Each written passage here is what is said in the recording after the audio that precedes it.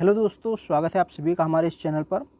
दोस्तों, आज हम लोग पढ़ेंगे सिंधु घाटी सभ्यता की अर्थव्यवस्था के बारे में, या आप कह सकते हैं आर्थिक स्थिति के बारे में। इसमें हम लोग देखेंगे सिंधु घाटी सभ्यता में कृषि कैसा होता था, पशुपालन कैसा था, कौन से उद्योग धंधे थे और व्यापार कैसा था। इन सारी चीज़ों के बारे में हम लोग इस वीडियो में बात करने वाले हैं। आर्थिक जनजीवन, तो सबसे पहले हम लोग बात करते हैं कृषि की। कृषि की उन्नत दशा के निम्न प्रमाण मिलते हैं, यानी जो कृषि थी सिंधु घाटी सभ्यता में वो उन्नत दशा में थी, अच्छी दशा में थी। तो इसके प्रमाण कहाँ से मिलते हैं? जैसे कालीबंगन से प्राक हड़प्पा काल के जुते हुए खेत के साक्ष्य मिलते हैं, यानी जुते हुए खेत के साक्ष्य मिले कालीबंगा से, जिसका मतलब कृषि अच्छी होती थी। अधिकांश मकानों और नगरों में अन्नागार पाए गए हैं। अन्नागार पाने का मतलब क्या है? अनाज रखने का मकान। तो अनाज रखने का मकान पाया गया है, इसका मतलब अनाज होता था, उत्पादन होता था, तभी अनाज रखने के मकान पाए गए हैं। तो अगला देखते हैं, बनावली चोलिस्तान से मिट्टी का हल का प्रतिरूप मिला है। प्रतिरूप का मतलब मिट्टी के हल का खिलौना मिला है एक प्रकार से, तो यानी कि खिलौना था तो इसका मतलब हल भी रहा होगा हकीकत में।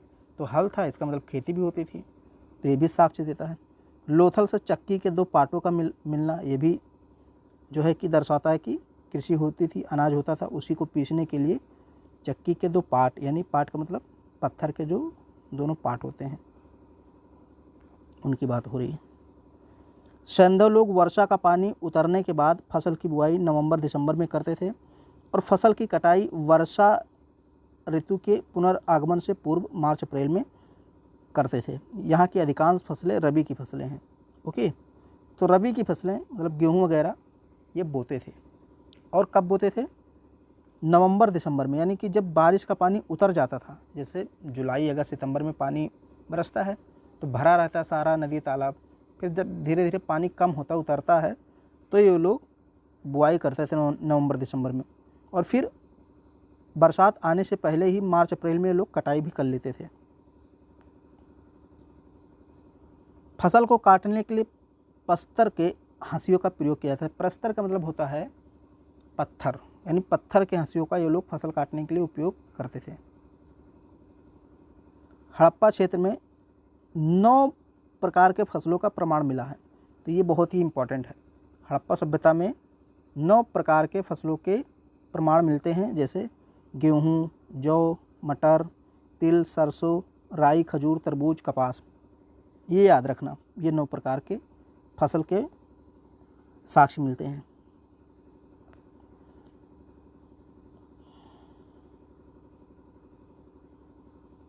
गेहूं की 3 और जौ की 2 किस्में मिली हैं। अधिशेष उत्पादन को अन्न भंडारों में रखा जाता था। अन्न भंडार का मतलब जो अन्नग्रह, जो अन्नागार होते थे, अनाज रखने के जो मकान होते थे, उसी में रखा जाता था। जो अधिशेष उत्पादन होता था, अधिशेष का मतलब अतिरिक्त उत्पादन होता था। कपास सैंधव सभ्यता की मूल फसल थी। कपास के साक्ष्य कहाँ कहाँ से मिले? मेहरगढ़ से, मोहनजोदड़ो से। यूनानी लोग जो थे वो कपास उत्पादन के कारण ही सैंधव लोगों को शिंडन कहते थे। शिंडन। विवादित और अज्ञात फसलें चावल, रागी और गन्ना, मतलब ये विवादित हैं। ये फसलें ऐसी हैं, चावल, रागी और गन्ना ऐसी फसलें हैं जो विवादित हैं। कुछ लोग कहते हैं ये प्रमाण मिले हैं, कुछ लोग कहते हैं इसके प्रमाण नहीं मिले हैं, तो इसलिए इसको विवादित कहा गया। चावल के प्रमाण लोथल से मिले हैं, जबकि रंगपुर से धान की भूसी मिली है। याद रखना, चावल के प्रमाण कहाँ से मिले हैं? लोथल से, और रंगपुर से धान की भूसी मिली है।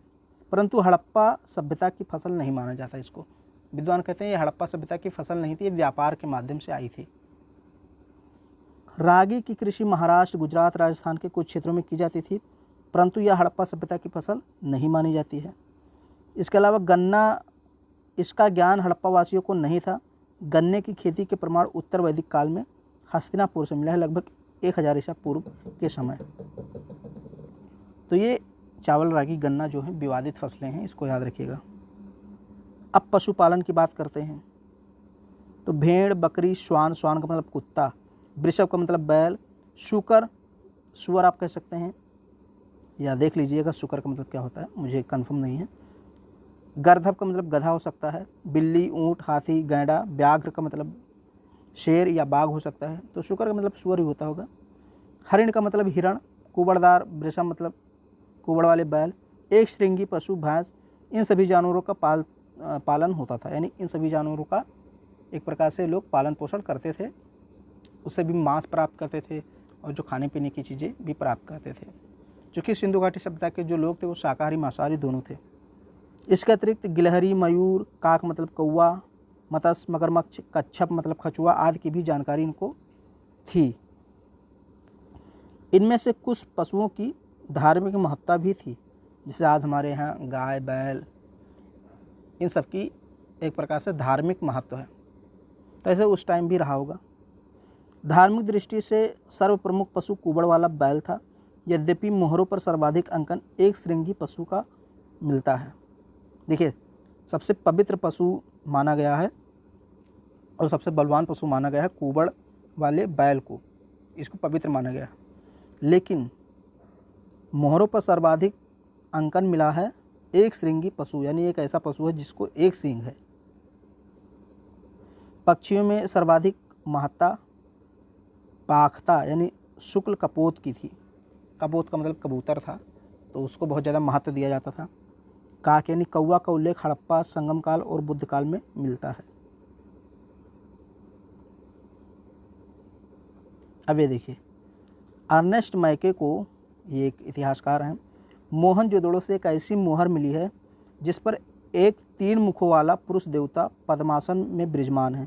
ये देखिए, ये पुरुष देवता है जो पद्मासन में विराजमान है। दाईं ओर व्याघ्र और हाथी है, दाईं ओर इसके देखिए व्याघ्र और हाथी, ये देखिए व्याघ्र का मतलब बाघ और ये हाथी है। जबकि बाईं ओर गैंडा और भैंसा है, ये देखिए ये गैंडा है, ये भैंसा, यानी कि गैंडा भैंसा। आई थिंक गैंडा ये है ऊपर वाला और भैंसा नीचे वाला है।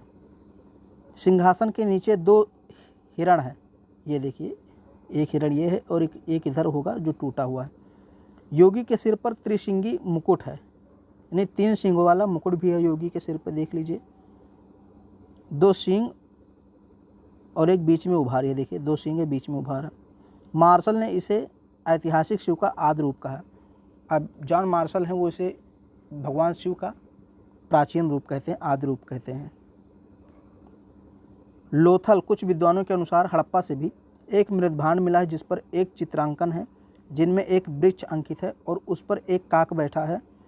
काक के मुख में एक मत्स्य है, यानी एक कौवा है और उसके मुंह में एक मछली है। पेड़ के नीचे एक लोमड़ी खड़ी है।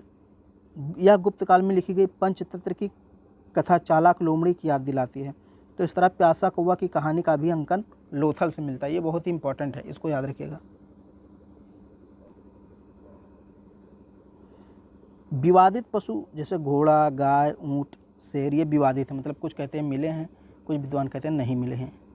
जैसे घोड़ा की बात करें तो सामान्यतः रथों में घोड़े नहीं अपितु वृषभ जुड़े होने का अंकन मिलता है। यानी सिंधु घाटी सभ्यता में जो रथ होते थे उनमें घोड़े नहीं लगे होते थे, वृषभ यानी बैल लगे होते थे। यह माना जाता है कि सैंधव लोग घोड़े से अपरिचित थे, यानी घोड़े को नहीं जानते थे। यद्यपि शुरकोतला से घोड़े के अस्थिपंजर मिले हैं। रानी घुंडई से, ये भी एक स्थान है, यहाँ घोड़े के दांत मिले हैं। मोहनजोदड़ो, लोथल और नवसारों से घोड़े की मृण मूर्तियाँ मिली हैं, यानी मिट्टी की बनी हुई मूर्ति मिली है घोड़े की। गाय की बात करें तो यह भी बड़े आश्चर्य की बात है कि वृषभ का अंकन तो मिलता है मोहरों पर, परंतु गाय की मृण मूर्तियाँ ना तो मिलती हैं और ना तो इसका अंकन किसी मृदभांड पर और ना ही मोहरों आदि पर मिलता है।